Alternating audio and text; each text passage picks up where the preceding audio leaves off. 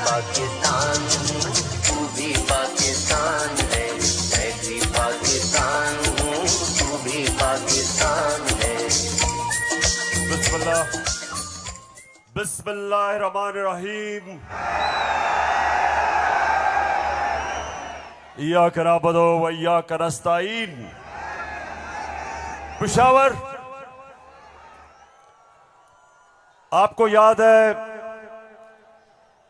कि मैं आखिरी दफा यहां कब जलसा किया था?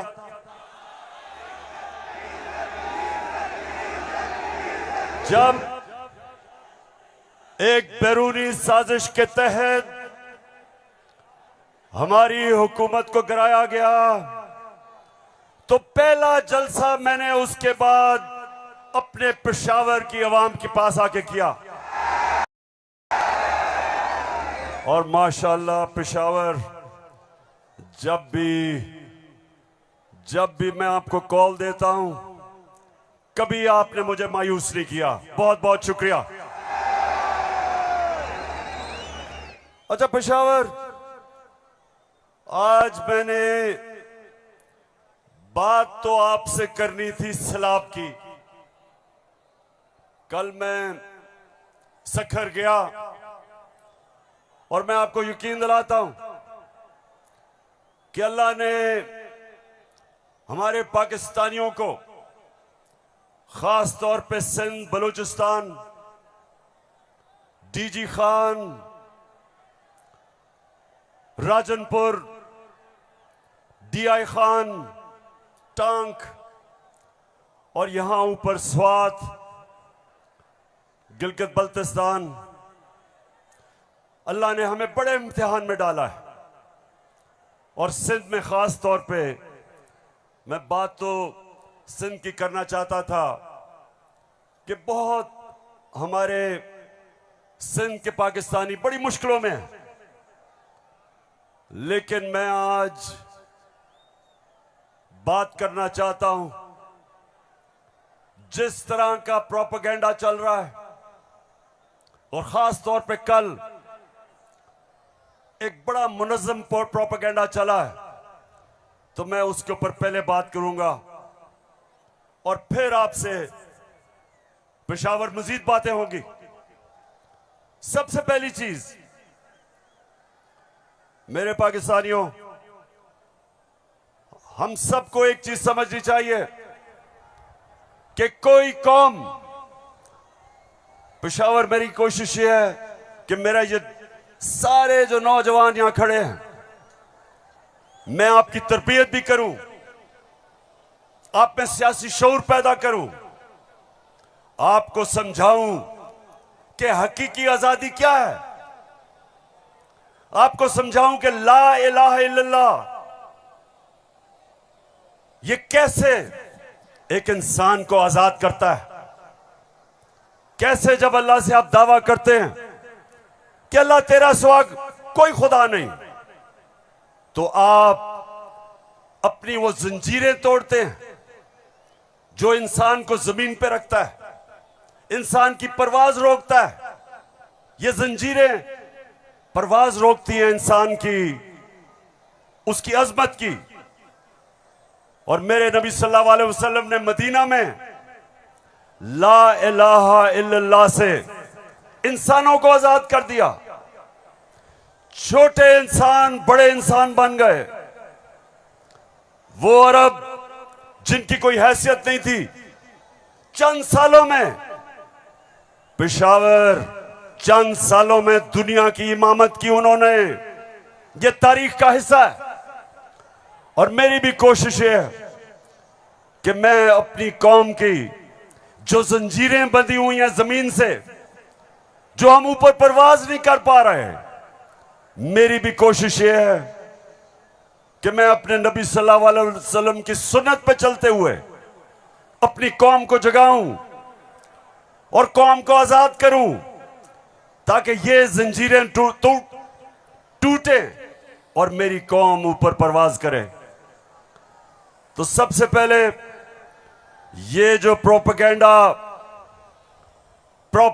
किया जा रहा है, ये जो चोरों का टोला एक अमरीकी साजिश के तहत इस मुल्क पर मुसल्लत किया गया।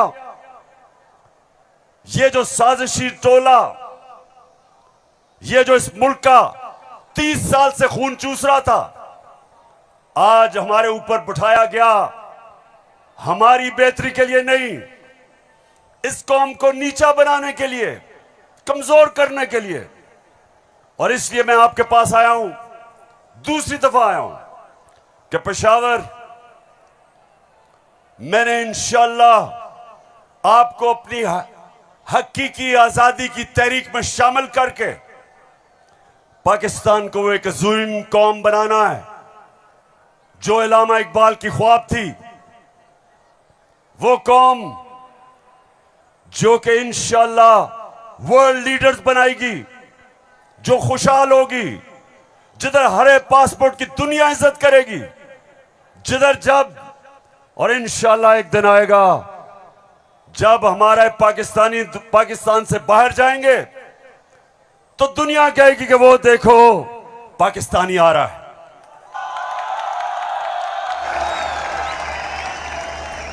मेरे पाकिस्तानियों, एक ऐसा वक्त था कि अरब ताजर, मुसलमान ताजर जब मलेशिया और इंडोनेशिया गए तो कोई मुसलमान फौज नहीं गई थी इंडोनेशिया और मलेशिया। मुसलमान ताजरों का किरदार देख के, मुसलमानों के ताजरों की सच्चाई देख के, सादिक और अमीन ताजरों ने अपने किरदार से लोगों को मुसलमान किया।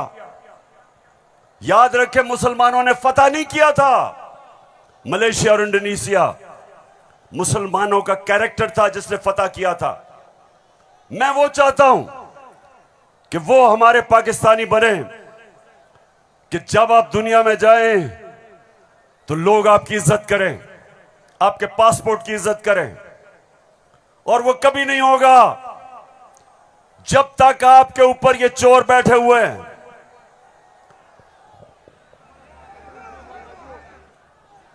शहबाज शरीफ, मैं चाहता हूं पेशावर जरा गौर से, क्योंकि आज मैंने बड़ी वीडियोस दिखानी है आपको।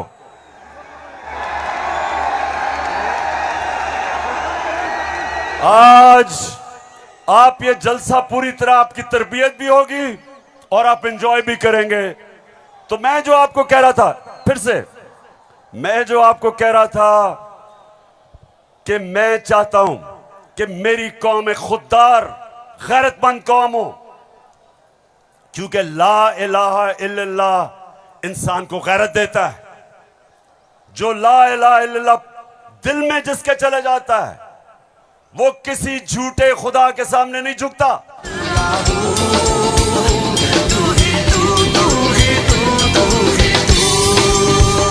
अच्छा, अब देखो, जो मैं चाहता हूं कि किस तरह की कौम मुझे चाहिए, और जरा ये देखें इंपोर्टेड क्राइम मिनिस्टर को।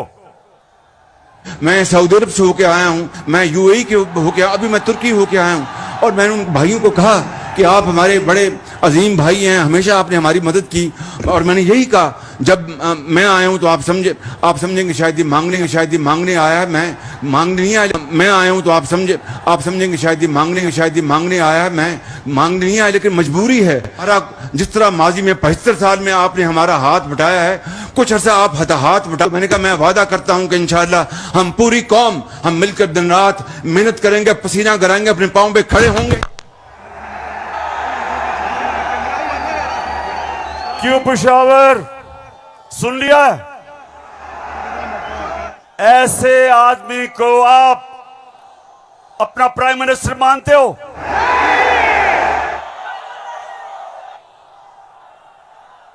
अगर ये वाकई अगर गैरतमंद प्राइम मिनिस्टर होता तो पहले जो इन्होंने अरबों रुपया चोरी करके मुल्क से बाहर रखा, पहले वो वापस लेके आते, फिर लोगों से पैसे मांगते। अपना पैसा चोरी करके मुल्क से बाहर, और बाहर जाके लोगों से पैसे भीख मांगना। अच्छा पाकिस्तानियों, पेशावर, मैं आज आपको अब बताना चाहता हूं कि ये जो चोरों का टोला हमारे ऊपर मुसल्लत किया, अब इनको पता चल गया है कि ये हमें हरा नहीं सकते। हाँ, मुझे पता है कि फजल रहमान भी इनमें से एक है। अब ये जो थ्री स्टूजेस हैं, इनको पता है कि मैच खेल के तो ये जीत नहीं सकते। इनको पता है कि जब भी इलेक्शन हुआ इन्होंने हारना है। अब ये कर क्या रहे हैं? साजिशें कर रहे हैं। किसी तरह इमरान खान को डिस्क्वालीफाई करवाओ, केस बनाओ, कभी तोशाखाना, कभी वो इनका पालतू इलेक्शन कमीशन, कभी वो कोशिश कर रहे डिस्क्वालीफाई करने के लिए। अदालत के अंदर मुझे दहशतगर्द बना दिया पिशवारों वालों। दहशतगर्द आपके सामने खड़ा है। कोशिश है कि किसी तरह बस इमरान खान मैच ना खेले।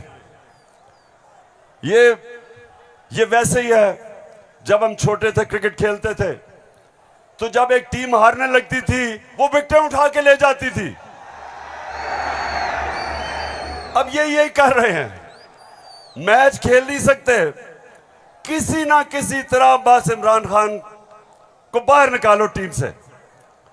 दूसरी चीज, और ये उससे खतरनाक चीज कर रहे हैं, पेशावर ये कोशिश कर रहे हैं कि किसी तरह पाकिस्तान की सबसे बड़ी जमात,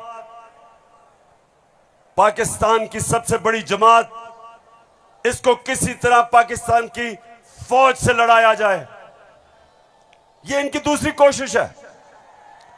पहले डिस्क्वालीफाई करो और साथ साथ कोशिश करो कि पाकिस्तान की फौज के खिलाफ प्रोपेगेंडा करके लड़वाएं, और फिर पाकिस्तान की अदलिया के खिलाफ कि पाकिस्तान के अदारे किसी तरह तरीके इंसाफ के खिलाफ हो और ये किसी तरह मैच जीत जाएं। बस मैं आज आपको वीडियोस दिखाने लगा हूं, और मैं उससे पहले आपको बताऊं कि कोशिश इनकी क्या है।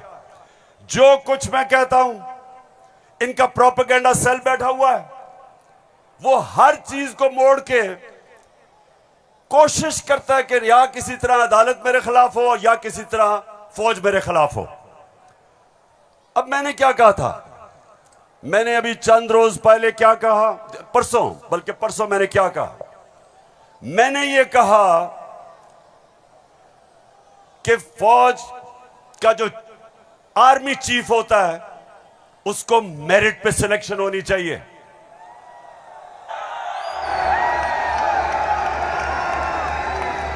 अब मुझे यह बताओ कि कोई भी किसी का खैर ख्वाह होता है, वो हमेशा चाहेगा अगर इदारा मजबूत करना है मेरिट पे सिलेक्शन हो। यह दुनिया का असूल है। आपने अगर फैक्ट्री सही चलानी है, ऊपर मेरिट पे आदमी बिठाओ। आपने अगर मुल्क को ऊपर लेके जाना है, क्रिकेट टीम अच्छी बनानी है, तो मेरिट के ऊपर सिलेक्शन हो। इसमें क्या गलत बात की थी? और मैंने साथ ये कहा था कि नवाज शरीफ और आसिफ जरदारी, ये किसी सूरत इन दो डाकुओं को पाकिस्तान का आर्मी चीफ नहीं सिलेक्ट करना चाहिए। ये क्यों कहा था मैंने ये इसलिए कहा था, सबसे पहले नवाज शरीफ मुल्क का मुजरिम है। अरबों रुपए की प्रॉपर्टीज बाहर इसकी पनामा में पकड़ा गया, सजा हुई इसको। झूठ बोल के मुल्क से बाहर भागा, मफरूर है। मुझे यह बताएं पेशावर, जरा मुझे यह बताएं कि क्या एक चोर को, एक मफरूर को, एक भगौड़े को जो मुल्क से बाहर पैसा ले जाता है, क्या उसको पाकिस्तान का आर्मी चीफ सिलेक्ट करना चाहिए? जरा मुझे बताएं। और इधर बात खत्म नहीं होती। दूसरी, डॉन लीक्स डॉन लीग्स क्या थी? हिंदुस्तान पाकिस्तान की फौज को कह रहा था ये दहशतगर्दी कर रही है। हिंदुस्तान उस वक्त के पाकिस्तान के सिपा सलार रहील शरीफ को कह रहा था ये दहशतगर्दों का सरदार है। और डॉन लीग्स में क्या चीज सामने आती है? बजाय नवाज शरीफ और नून लीग अपनी फौज के साथ खड़े हो, वो हिंदुस्तान को पैगाम पहुंचाते हैं कि जी हम कुछ नहीं कर रहे, फौज सब कुछ कर रही है। अपने से फौज को अलग कर लिया। काठमांडू में सार्क मीटिंग में बरकत दत्त किताब में लिखती है कि नवाज शरीफ छुप छुप के नरेंद्र मोदी को मिल रहा था अपनी फौज से डर के।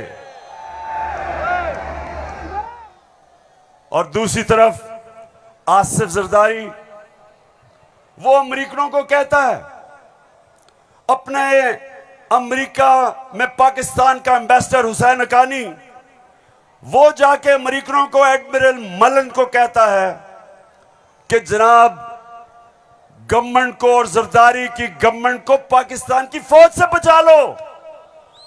ये वो लोग हैं, बताओ मुझे, ये आर्मी चीफ सेलेक्ट कर सकते हैं? क्या हम इतने अहम ओहदे इन दोनों चोरों के हाथ में देंगे? नहीं देंगे। लेकिन तीसरी चीज पेशावर सुनो, इन्होंने सबको, मैंने बार बार आपको वो मुरासला दिखाया जो अमरीकी अंडर सेक्रेटरी ने धमकी दी पाकिस्तान को, पाकिस्तान के एम्बेसडर असद मजीद को, कि अगर तुमने इमरान खान को ना हटाया तो पाकिस्तान को मुश्किलों का सामना करना पड़ेगा। और नो कॉन्फिडेंस मोशन में अभी टेबल नहीं हुई थी तब वो धमकी देता है। और सबको पता है उसके बाद क्या हुआ। नो कॉन्फिडेंस आता है, चोरी के पैसे से मेंबर पार्लियामेंट खरीदे जाते हैं, करप्शन के पैसे से लोटे बनाए जाते हैं। और आपका भी एक बहुत बड़ा लोटा था। कौन लोटा था आपका? एक ही पख्तूनख्वा से लोटा आया और बहुत बड़ा लोटा था वो। लोटों पे पैसा चलता है, लोटों पे नोट चलते हैं, और उसके बाद हमारी हुकूमत गिराई जाती है और इनको इंपोर्टेड हुकूमत ऊपर लगाई जाती है। और मेरा तीसरा सवाल है कि क्या वो लोग जो बाहर से मुसल्लत किए गए हैं, जिनके पैसे और दौलत बाहर पड़ी है, क्या उनको पाकिस्तान के आर्मी चीफ को अपॉइंट करना चाहिए? बताओ। तो मैंने ये कहा और कहते कि जनाब इमरान खान तो फौज के खिलाफ है। अभी चलो, अब मैं चाहता हूं ये नून लीग के दो, एक वजीर और एमएनए, जरा आप इनकी वीडियो देखें और उसके बाद बात करता हूं। सियासी मामला थे और जिस तरफ इस साल के आखिर में एक बड़ी तब्दीली आनी थी, उसमें तो ये नजर आ रहा था कि इमरान खान का जो गठजोड़ है ये तो अगले 15 साल रहेगा अगर इस तरह हालात रहे। और जिस तरह के उनके प्रोग्राम थे, हम सब ने डिस्क्वालीफाई होना था इस साल के आखिर में, तमाम जो अपोजिशन की लीडरशिप है। अच्छा, उनका तो ख्याल था कि मैं सफाया कर दूंगा, मैं किसी को नहीं छोड़ूंगा। तो ये आपका खदशा है? मालूमात है जी, हमारी सीरियस मालूमात। आपके ख्याल में जो आप ये लोगों को भूल जाता है, लेकिन कुछ माह पहले जो कहा कि हम नैब के कुछ 100 जज और हायर कर रहे हैं और हम सारे केसों को एक्सप्लाइट करेंगे, तो उस मैथ्स लेवल के ऊपर, मैथ्स लेवल पे डिस्क्वालिफिकेशन होनी थी। बिगिनिंग शहबाज शरीफ डाउनवर्ड, शाहजहां अब्बासी, हसन इकबाल और ऑल ऑफ अस, सिर्फ मुस्लिम लीग नून की नहीं। आपके ख्याल में जो कोalition बनी है वो इसी वजह से बनी है कि इमरान खान साहब के तो फाशिस्ट प्लान्स थे ना इस मुल्क के ऊपर हमला करने के। तो लिहाजा ये आज मुश्किल जरूर है, लेकिन ये हमें याद रखना है जब हम मुईशत की डिस्कस करते हैं कि यहां जमहूरियत का, हाकमियत का और वफाकियत का मामला भी मौजूद है जिसको हमें साथ लेकर चलना है। तो इसलिए एक लार्जर कॉन्टेक्स्ट में सियासी मामला कि जो हमें लोग कहते थे, डराते थे, दबाव में लाते थे इस बात पे कि अगर फौरी तौर पर अदम एतमाद करके आप हुकूमत में ना आए तो फलां आ जाएगा, फलां बैठ जाएगा किसी चेयर पे। कोई किसी किस्म का हमें उस वक्त भी न नोटिस था ना हमने लिया था, मगर इत्तेहादी जमातों के हम फैसलों पर के पाबंद थे। मैं आज भी ये बात कहने लगा हूं कि अगर कि जो हमें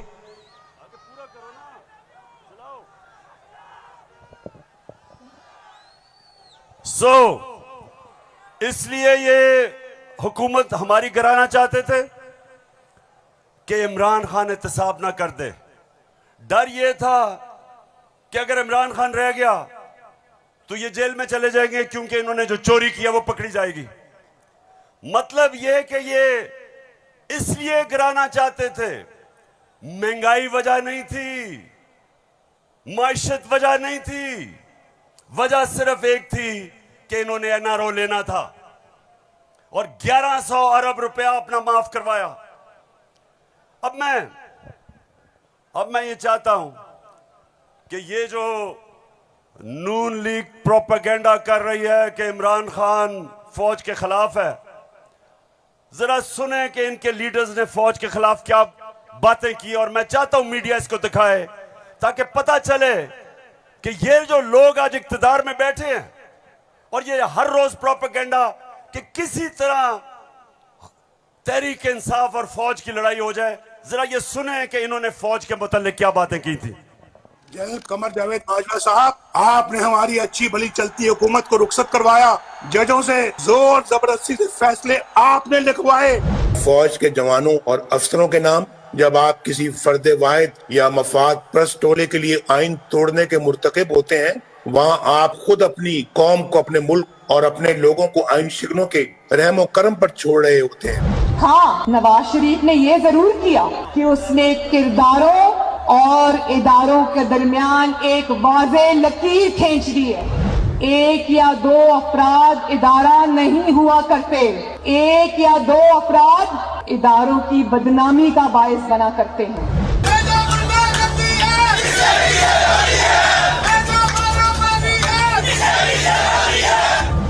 जो शख्स इस किस्म की कार्रवाइयों में मुलव्वस रहा हो उसका एहतसाब होना चाहिए।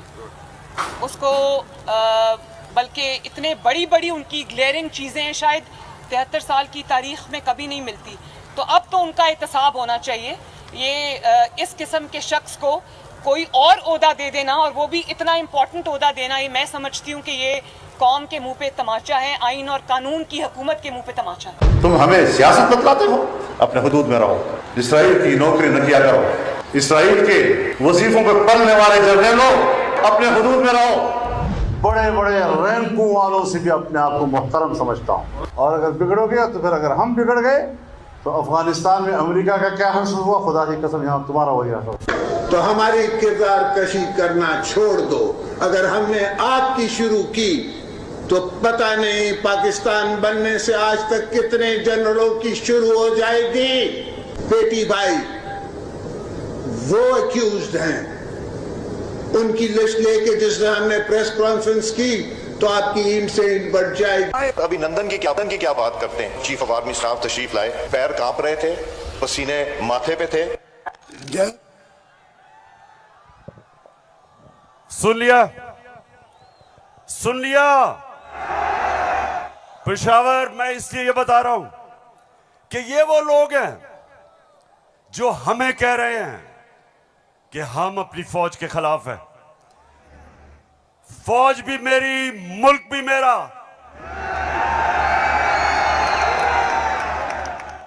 जितने इदारे मजबूत होंगे मुल्क मजबूत होगा, अदलिया मजबूत होगी मुल्क मजबूत होगा, फौज मजबूत होगी, हम आजाद हो सकेंगे।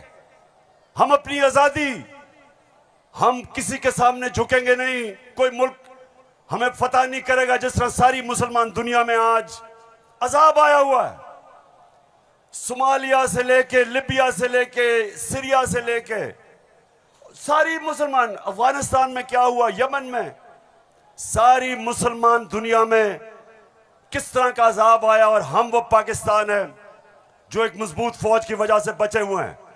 तो नून लीग वाले ये समझ जाओ कि हम वो लोग हैं जो इस मुल्क के इदारे मजबूत करेंगे। और कभी अगर कोई तनकीद करते भी हैं अपनी फौज के लिए उसकी बेहतरी के लिए करते हैं, तामीरी तनकीद करते हैं। अब वो चलाओ।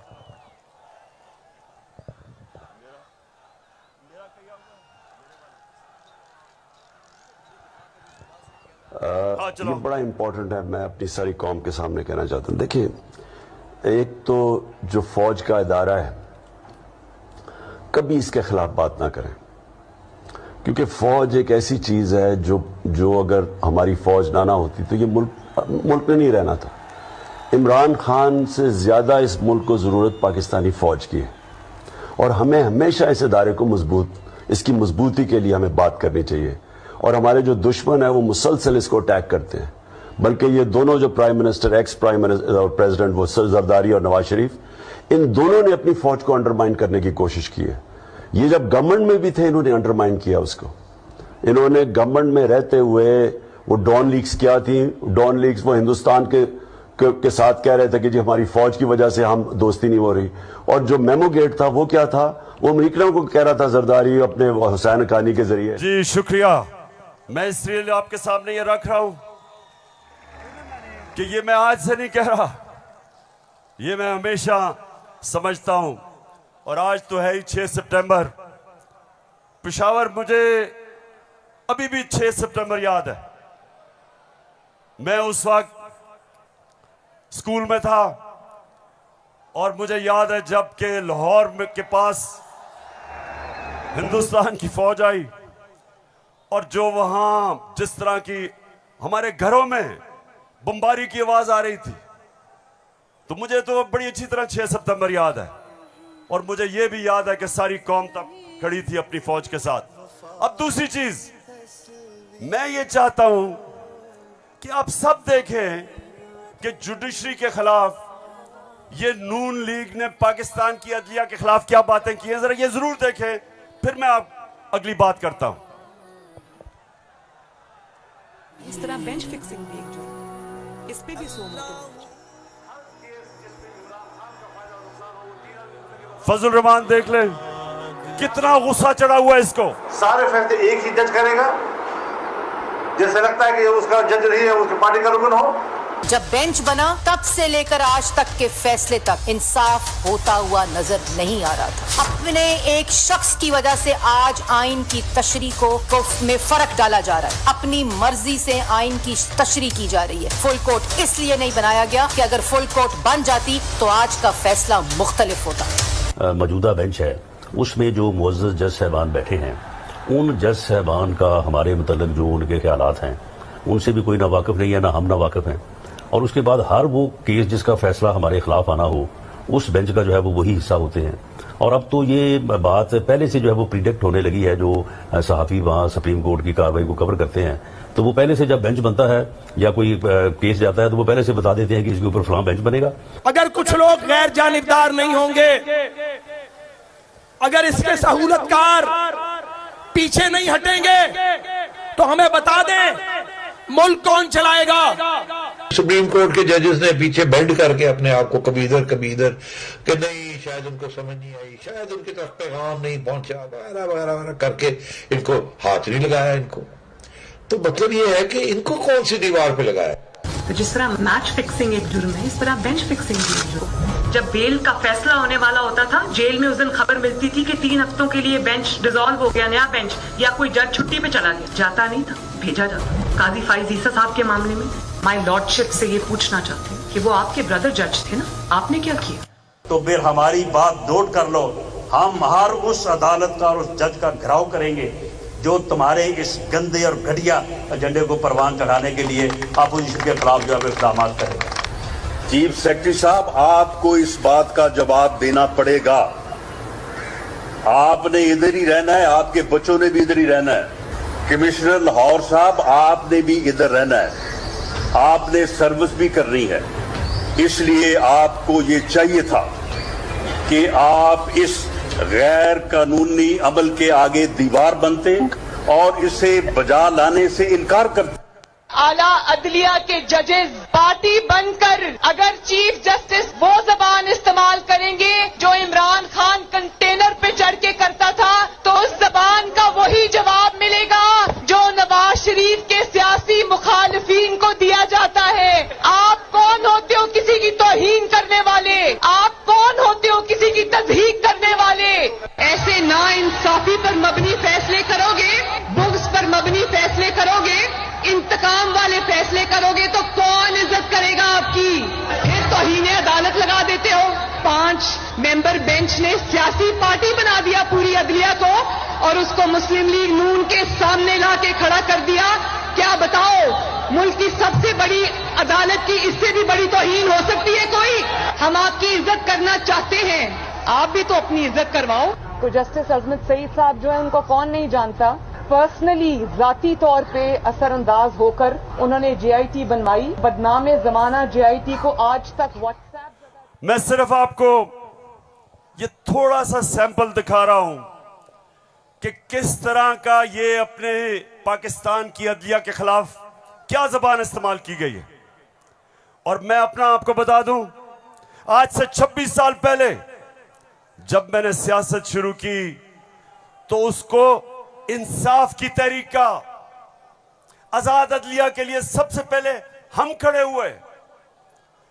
जेल में वाहिद सियासी लीडर था जो आजाद अदलिया के लिए जेल में गया। 2008 की इलेक्शन बॉयकॉट की अपनी अदलिया के लिए। उसके बाद जब हम इक्तदार में आए तो इस्लामाबाद में 50 साल के बाद पहली दफा जुडिशल कॉम्प्लेक्स बनाया अपने जजेस के लिए। मैं ये इसलिए आपको कह रहा हूं कि जो कानून की बालादस्ती, रूल ऑफ लॉ, कोई माशरा आगे नहीं बढ़ सकता जब तक वहां इंसाफ नहीं होता, और इंसाफ देती है अदलिया। इसलिए हमने हमेशा अपनी अदलिया की इज्जत की है। ये जो नून लीग के लोग हैं जो आज जिस तरह की जबान इस्तेमाल कर रहे हैं, सोशल मीडिया पे अटैक कर रहे हैं इस्लामाबाद के चीफ जस्टिस को, ये कभी, मैं आपको ये बता रहा हूं कि मैंने कभी अपनी पार्टी को इजाजत नहीं दी कि अदलिया को अटैक करे, क्योंकि आखिर में इंसाफ होगा तो मुल्क में खुशहाली आएगी, और इंसाफ अदलिया देती है। मुझे बड़ा जनाब इन्होंने कहा कि देखें इमरान खान ने कोई बड़ी गलत जबान इस्तेमाल कर दी। मैं आप सबके सामने आज ये कहना चाहता हूं कि मैं अपनी अदलिया की इज्जत करता हूं, लोअर कोर्ट्स की इज्जत करता हूं। वो लोअर कोर्ट्स जो आम इंसानों की खिदमत करते हैं और मुश्किल हालात में, अगर एक मैजिस्ट्रेट जेबा के खिलाफ ऐसे लगा कि मैंने कोई सख्त जबान इस्तेमाल की, उसकी वजह थी मैं शहबाज गिल को देख रहा था, उसके ऊपर तशद्दुद हुआ, उसको जिसको कहते हैं कस्टोडियल टॉर्चर, उसको हवालात में बंद करके तशद्दुद किया गया, नंगा किया गया। और उसकी जब हमने देखा उसके हालात और उसके ऊपर प्रेशर डाला गया कि मेरे खिलाफ स्टेटमेंट दे, मेरे ही उसके ऊपर अगर ज्यादा ऐसे लगा सख्त स्टेटमेंट है, ये मेरा मकसद नहीं था। कभी मैं ये नहीं समझ सकता कि मैं किसी जज को धमकी दूं, लेकिन मैं आज सबको ये कहना चाहता हूं कि इस मुल्क में जब तक इदारे मजबूत और ताकतवर नहीं होंगे, मुल्क ऊपर नहीं आएगा। आज अगर मगरिब के अंदर खुशहाली है तो वहां इंसाफ है। जितना ज्यादा इंसाफ और कानून की बालादस्ती, उतना खुशहाल माशरा। तो मेरी तो पहले दिन से यह स्ट्रगल है। तो पेशावर सबको मैं आज पैगाम देना चाहता हूं कि ये जो कोशिश की जा रही है तहरीक इंसाफ को इदारों से लड़ाने की, ये कौम सब समझ गई है। कौम में सियासी शऊर आ गया है। लोग एक एक चीज, कभी भी पाकिस्तान के अंदर अवाम और बच्चे और नौजवान और मेरी ख्वातीन बहनें, कभी इस तरह का शऊर और बेदारी नहीं थी जो अल्लाह के फजल से आज पाकिस्तान में है। तो ये जो चोरों का टोला, ये जो बार बार कोशिश कर रहा है कि तहरीक इंसाफ को दीवार से लगाया जाए, सब सुन लो कि जितना तुम मुझे दीवार से लगाओगे उतना मैं और तुम्हारे से मुकाबला करूंगा, लड़ूंगा तुम्हारे से।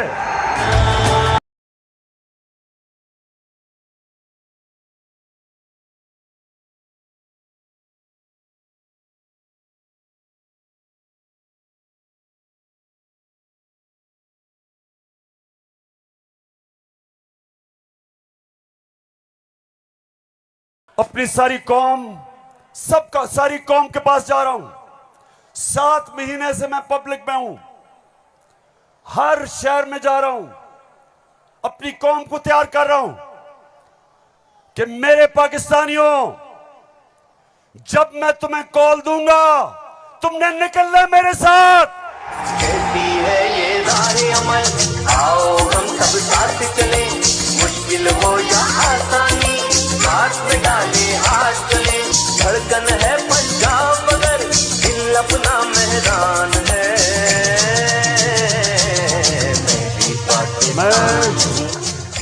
अच्छा पेशावर, जब हमें इन्होंने हटाया था, फिर से मैं आपको याद करा दूं, उस वक्त पाकिस्तान तेजी से तरक्की कर रहा था। जो इस हुकूमत ने जो किताब माइशत के ऊपर शाया की, जिसको कहते हैं इकोनॉमिक सर्वे ऑफ पाकिस्तान, उसके अंदर पाकिस्तान 17 साल के बाद सबसे तेजी से हमारी माइशत ऊपर जा रही थी। 5.6 और चौथे साल 6%। आज IMF कह रहा है, आलमी इदारा कह रहा है कि 6% से अब हमारी माइशत 1% से भी कम पे जा रही है।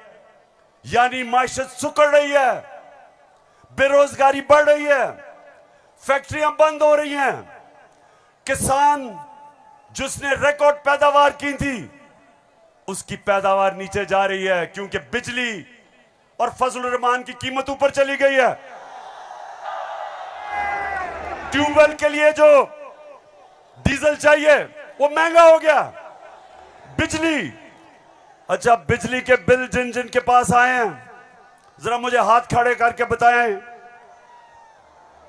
कभी पाकिस्तान की तारीख में इतनी महंगी बिजली नहीं थी।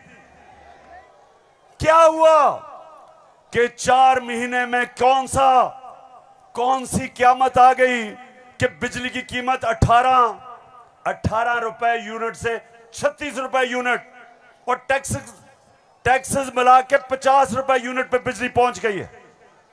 गंदम 850 रुपए पे 20 kg मिलती थी, आज कराची के अंदर 2000 रुपए पे नहीं मिल रही। बलूचिस्तान में देखें गंदम की कीमत किधर गई। हमारे दौर में, ये जरा गौर से सुने, हमारे दौर में तेल इंटरनेशनल मंडी में 103 से 115 डॉलर पे बिकता था।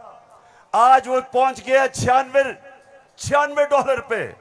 तेल की कीमत इंटरनेशनल मंडी में कम हो गई है, लेकिन हमारे दौर में 1 लीटर पेट्रोल 150 रुपए और 1 लीटर फजलुर रहमान 145 रुपए। आज 234 पे पहुंच गया। बिजली दुगनी, पेट्रोल डीजल ऊपर, सब कुछ महंगा और रुपया गिर रहा है। IMF के प्रोग्राम के बावजूद रुपया गिर रहा है। IMF ये कहता है कि आगे पाकिस्तान के जो माशी हालात है वो और बिगड़ने वाले हैं। बिजली की कीमत अभी और बढ़ेगी, GST लगेगा 17%, कीमत और ऊपर, पेट्रोल डीजल और ऊपर। तो मेरे पाकिस्तानियों, आज हम नहीं, IMF कह रहा है कि पाकिस्तान श्रीलंका की तरफ जा रहा है, यानी माशी तबाही की तरफ जा रहा है।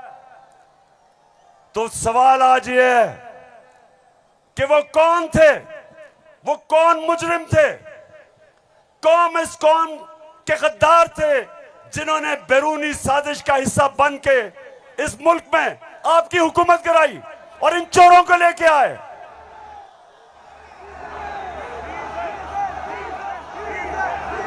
मैं अब जरा जो आपको आजकल जो नवाज शरीफ की बेटी आजकल बनी हुई है, मालिका बनी हुई है पाकिस्तान की, प्रोटोकॉल उसको प्राइम मिनिस्टर का मिल रहा है। जरा मैं सारी कौम के सामने बताना चाहता हूं कि इसका सबसे बड़ा मसला यह है कि इससे सच नहीं बोला जाता।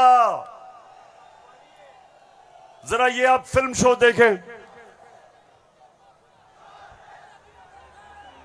ना आपकी इनकम इतनी है कि आप कोई प्रॉपर्टी आप ले सकते हैं कि आपने मे फेयर के अंदर जो आपकी 4 अपार्टमेंट्स हैं उनकी 1 अरब से ज्यादा, 1 अरब रुपए से ज्यादा उनकी कीमत है।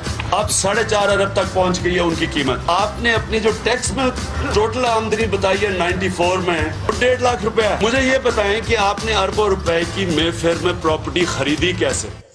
सुन लिया?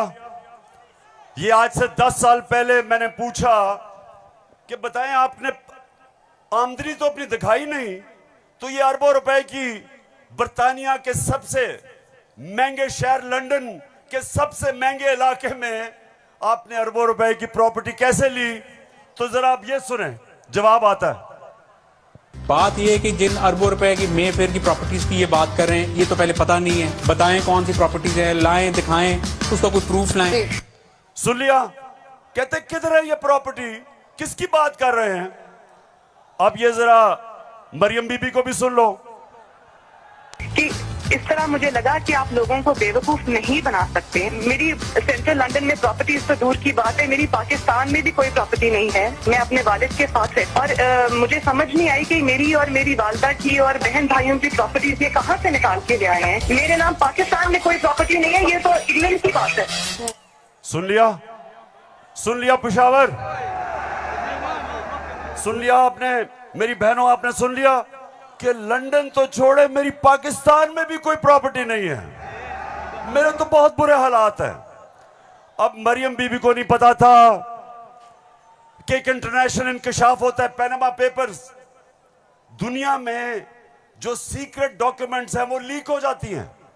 बड़े बड़े दुनिया में प्राइम मिनिस्टर और वजीर सब पकड़े जाते हैं, उसमें हमारे शरीफ खानदान भी फंस जाता है। नवाज शरीफ, मरियम नवाज, हसन नवाज और हुसैन नवाज के बैरून मुल्क खुफिया असासों का इंकशाफ। पनामा लीक्स ने बैरून मुल्क खुफिया दौलत का भांडा फोड़ दिया। सुन लिया? अब ये सुना, ये इंकशाफ हो गया। जब इंकशाफ हुआ तो मरियम के भाई हुसैन शरीफ क्या कहते हैं, ये जरा सुन लें। मैं इस बात को तस्लीम करता हूँ कि अल्हम्दुलिल्लाह पाक लेन के ऊपर जो अपार्टमेंट्स हैं वो अल्हम्दुलिल्लाह हमारे हैं। मैं इस बात को तस्लीम करता हूँ कि उनको ऑफशोर कंपनीज नेस्कॉल लिमिटेड और नीलसन लिमिटेड जो है उनको ओन करती हैं। और मैं आपको ये भी अर्ज करता हूँ उनको होल्ड कर रही है इस वक्त मरियम नवाज शरीफ, मेरी हमशीरा जो है।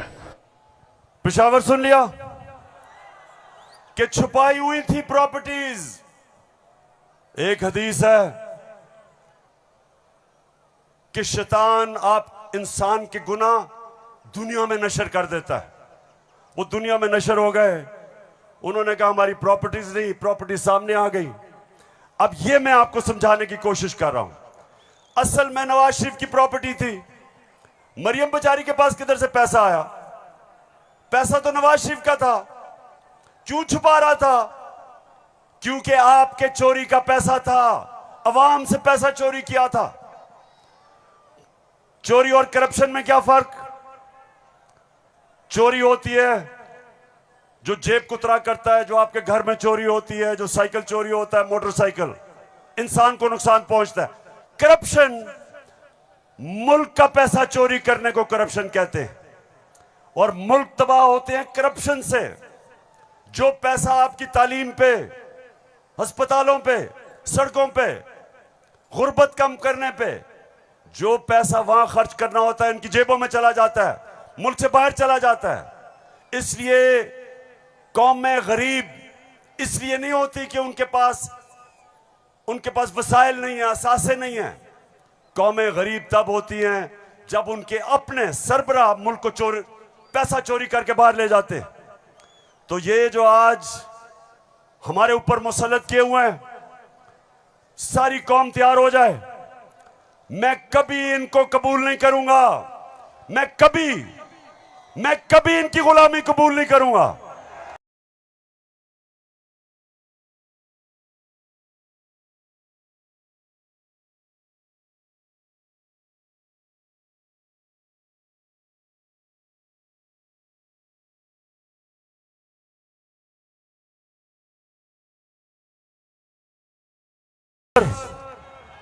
हाथ खड़ा करके बताओ आप तैयार हो जब मैं आपको कॉल दूंगा।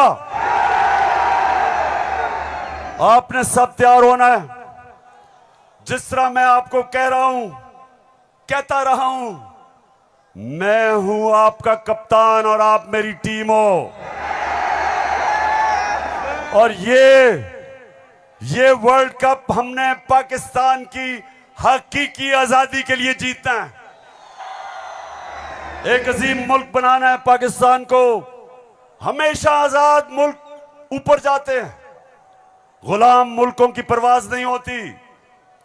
हम ये नहीं चाहते कि हम किसी दुनिया के मुल्क से लड़ाई करें। हम अमेरिका को मैं बार बार कहूं कि अमेरिका, हम अमन में आपके साथ हैं, किसी जंग में हम आपके साथ नहीं हैं। हम दोस्ती चाहते हैं, लेकिन हम किसी सूरत आपकी गुलामी नहीं चाहते।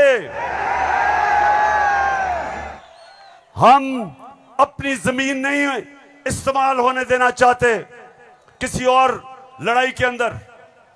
हम नहीं चाहते कि हमारी जमीन इस्तेमाल हो किसी भी दुनिया के मुल्क के ऊपर आप किसी किस्म की जारियाना कार्रवाई करें।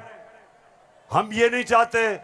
हम फिर से कहते हैं, हम अमन में सबके साथ हैं।